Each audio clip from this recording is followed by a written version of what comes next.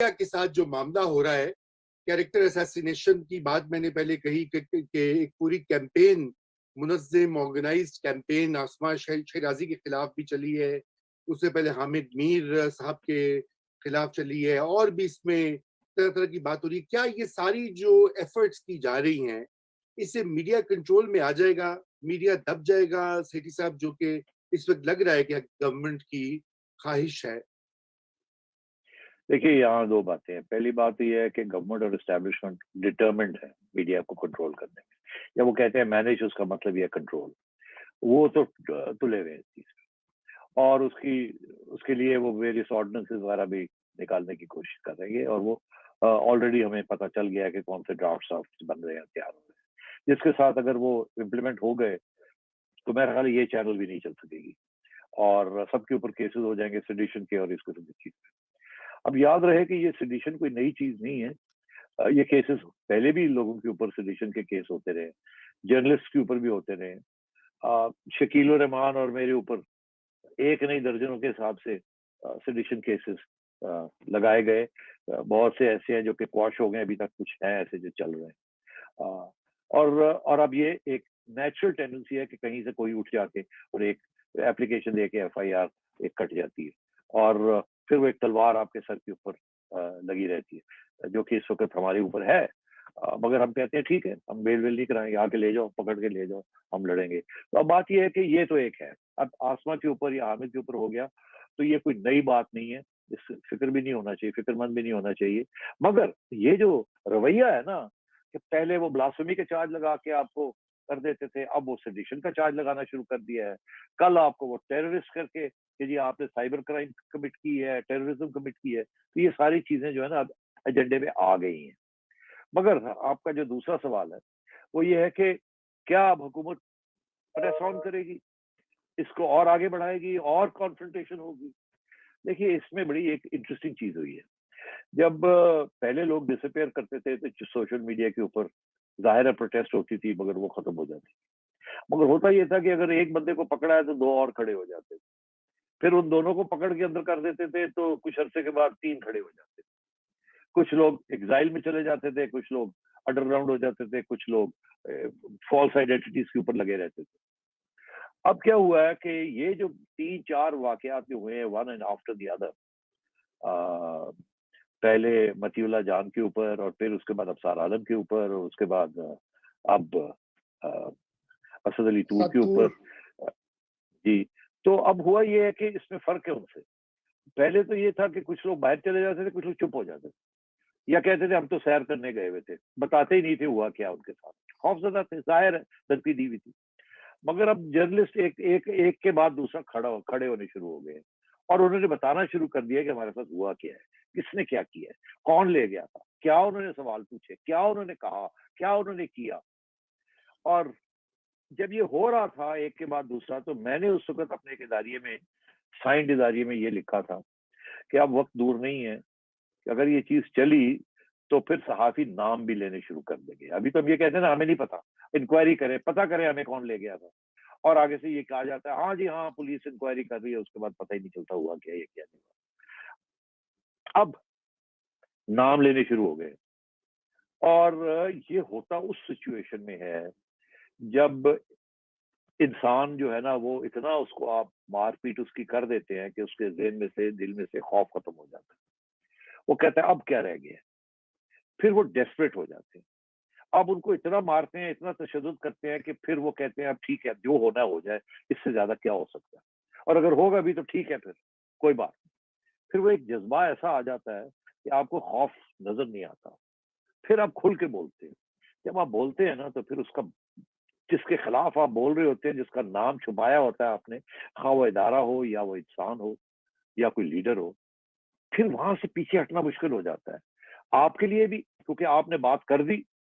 अभी तक हामिद मीर साहब भी जो बातें इन्होंने उस वक्त की थी जब गोली लगी थी, वो अभी तक गूंज रही, अभी तक उनको याद दिलाया जा रहा है, वो भी याद दिलाते हैं। अब उसके बाद फिर नाम लेने बंद हो गए, बिकॉज बड़ी जबरदस्त क्रैकडाउन आया।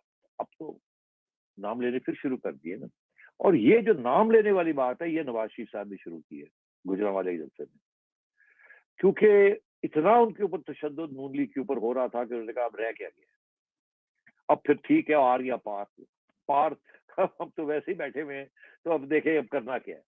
तो जब आप कोई रास्ता नहीं छोड़ते ना जमहूरियत के अंदर, सारे दरवाजे बंद कर देते हैं, तशद्दुद करते हैं, तो फिर एक वक्त तक तो वो कामयाब होता है, मगर फिर एक वक्त ऐसा आता है कि लोग खड़े होने शुरू हो जाते हैं। और ये खास तौर पे उन सोसाइटीज में होता है जहां जमहूरियत की मजा ले लिया हो अवाम ने। हालांकि इस मुल्क में जमहूरियत जिस किस्म की आई है हमने देखी है, मगर फिर भी उसके बावजूद फ्री स्पीच, कॉन्स्टिट्यूशन, जुडिशरी जैसे भी है तो सही ना। ये बर्मा नहीं है, ये कोई लैटिन अमेरिकन कंट्री नहीं है जहां अथॉरिटेरियनिज्म पहले से ही चल रही है और फौज जिस किस्म की हरकतें करती है वो करती ये है। मिस्र यहाँ भी एक नहीं सिविल है, सोसाइटी, ये मिस्र भी नहीं है। मिस्र भी नहीं है, ये एक सिविल सोसाइटी यहाँ डेवलप हो चुकी है। और आइन की हर बात, खा वो अपोजिशन हो या गवर्नमेंट हो, हर बंदा आइन का सहारा लेता है, जुडिशरी का सहारा लेता है। इसका ये मतलब है कि कहीं ना कहीं फिर रेजिस्टेंस भी पैदा हो जाती है। जितनी आप रिप्रेशन करेंगे उतनी फिर आहिस्ता आहिस्ता रेजिस्टेंस पैदा होगी, क्योंकि इदारे एग्जिस्ट करते हैं, वो कमजोर है मगर एग्जिस्ट करते हैं। और कभी कभी वहां भी बगावत हो जाती है। जुडिशरी के अंदर बगावत काजी फायज ईसा ने की, पहले फिर 3 जजेस ने की, फिर 6 जजेस ने कर दी। इसी तरीके के साथ मीडिया के अंदर अब कितने लोग खड़े हो गए। इसी तरीके के साथ बार एसोसिएशन, पहले एक होती थी, फिर 2 थी, फिर अब सारी इकट्ठी हो जाती है ऑन सच इश्यूज। तो ये सिविल सोसाइटी का ये मैनिफेस्टेशन है ना, ये सिविल सोसाइटी अपना इजहार कर रही है अपने जज्बे का और अपनी रेजिस्टेंस का। तो जितनी रिप्रेशन होगी even in hybrid democracy like ours, उसमें रेजिस्टेंस होगी। और जितनी आप रिप्रेशन करेंगे, रेजिस्टेंस एक ऐसे लेवल पे आ जाएगी कि 2 चीजें होंगी। पहली बात, वो अंडरग्राउंड चली जाएगी। दूसरी, ये नाम लेने शुरू कर देगी। जब वो नाम लेने शुरू कर देगी तो इदारों को अटैक करना शुरू कर देगी जो वो समझते हैं इसके पीछे, और वो लीडर्स जो समझते हैं कि ये करवा रहे हैं। तो फिर क्या रह जाएगा? अगर रियासत के जो इदारे हैं, वो ढांचे जो हैं, जो जिनकी एक मिस्ट्री होती है और रिस्पेक्ट होती है, अगर वो खत्म हो जाएगी तो फिर क्या रह जाएगा इसकी रियासत के अंदर? खोखली हो जाएगी रियासत, नुकसान रियासत का और मुल्क का हो जाएगा। तो इसलिए मैं ये समझता हूँ कि अभी भी वक्त है, ये रियासत के इदारे जहाँ से ये इस किस्म के ख्यालात इजहार किया जाता है, इस किस्म के तरीके से, उनको सोचना चाहिए बिल्कुल। कि ये नहीं चलेगा, ये नहीं चलेगा, ये बिल्कुल नहीं चलेगा। आज ये लोग खड़े हो गए हैं, इतने लोग उनके साथ खड़े हो गए, कल इससे भी दुगने ज्यादा होंगे। और ये आप देख रहे हैं, दुनिया इतनी सी, पहले इतनी बड़ी सी, अब दुनिया इतनी सी हो गई है। सारा जो एको है ना, गूंज रहा है इंटरनेशनल कम्युनिटी के अंदर। आप क्या समझते हैं कि इंटरनेशनल कम्युनिटी जो है वो चुप करके बैठी रहेगी? आपका क्या ख्याल है कि वो खड़ी नहीं होगी? बात ये है, वो खड़ी अपने मफाद के लिए होगी, और वो अपने मफाद में आपको क्रिटिसाइज करेगी, क्योंकि उनको आपसे कुछ चीजों की जरूरत है। वो यही डंडा लेके आपके पीछे पड़ जाएंगे, ह्यूमन राइट्स, मीडिया, रिप्रेशन। तो यही होगा, और यही हो रहा है, शुरू हो गया ये, और ये आपके गले पड़ेगा। आप समझते हैं कि वो इंटरेस्टेड नहीं है ह्यूमन राइट्स में, maybe they are not, but actually वो इसको एक लेवरेज के तौर पे आपके खिलाफ इस्तेमाल करेंगे। यूरोपियंस करेंगे, इवन जो बाइडेन करेगा, एक 2 महीने के अंदर अंदर आप देखिएगा, वहां से भी आवाजें शुरू आनी होंगी। जब उन्होंने देखा ना पाकिस्तान से अब और हमने क्या लेना है, तो इतने सख्ती के साथ आपके ऊपर आएंगे ऑन दीज इश्यूज कि आपको समझ आ जाएगी। और फिर ये एड कट ऑफ्स और ये सैंक्शंस और ये सारी चीजें लगनी शुरू हो जाएंगी। तो मैं ये कह रहा हूँ, मैं रियासत के इदारों को ये कह रहा हूँ, हुकूमत को ये कह रहा हूँ, मत करें ऐसे, आपका, हमारे मुल्क का, सबका नुकसान हो जाएगा। ये जो सिविल सोसाइटी की जो रिप्रेशन के ऊपर रेजिस्टेंस है ना, ये बढ़ेगी, ये कम नहीं होगी। तो अगर आपका ख्याल है आप धमकियां देके, उठा के, डिसअपियर करके, एग्जाइल करके आप इस आवाज को बंद कर देंगे, ये नहीं होगा। ये गलत फहमी है आपकी। 2 लोग गिर जाएंगे, 4 लोग गिर जाएंगे और उठ जाएंगे। ये सोशल मीडिया जो है ना, ये तो जायंट, तो इसको आप बंद नहीं कर सेठी सकते। साहब, इसीलिए जो नया कानून है, मुबैना तौर पे जो उसके मुख्तलिफ ड्राफ्ट सर्कुलेट कर रहे हैं, उसकी एक मैं आपको क्लॉज बता देता हूँ कि अगर पाकिस्तान मीडिया डेवलपर अथॉरिटी से लाइसेंस, डिक्लेरेशन, एनओसी रजिस्ट्रेशन लिए बगैर काम जारी रखने वाला टीवी चैनल, रेडियो चैनल, अखबार, जरीदे, न्यूज एजेंसी, ऑनलाइन अखबार, website, blog, Facebook page, YouTube channel, Netflix, اور Amazon پرائم چینل وغیرہ یا ان میں کام کرنے والا فرد کوئی بھی شرط کی خلاف ورزی کرے گا تو اس کے ثابت ہونے پر اس کو 5 سال قید یا 5 کروڑ روپے کا جرمانہ یا دونوں سزائیں سنائی جا سکتی ہیں. یہ ڈرافٹ ایک پروپوزڈ سیکشن ہے. اب آپ سوچیں اس میں ساری دنیا کی اس وقت جو ماڈرن ہماری آج زندگی ہے ٹیکنالوجی کے جو ہمارا انٹرفیس ہے, چاہے وہ نیٹ فلکس ہو, یوٹیوب کا چینل ہو, فیس بک ہر کوئی استعمال کرتا ہے, لوگوں نے پیجز بنائے ہوئے طرح طرح کے, اور آپ اس کے لیے بھی آپ کو این او سی ملے گا, اور اگر آپ کو این او سی کے بغیر آپ نے چلایا تو 5 کروڑ اور 5 سال قید. ابھی اٹس ڈریکونین. میرے خیال سے نارتھ کوریا میں بھی شاید اتنا سخت قانون نہ ہو. بہرحال یہ میں اس پہ ایک بات کرنا چاہوں گا رضا, بڑی کرٹیکل ڈفرنس ہے آزادی کے اندر.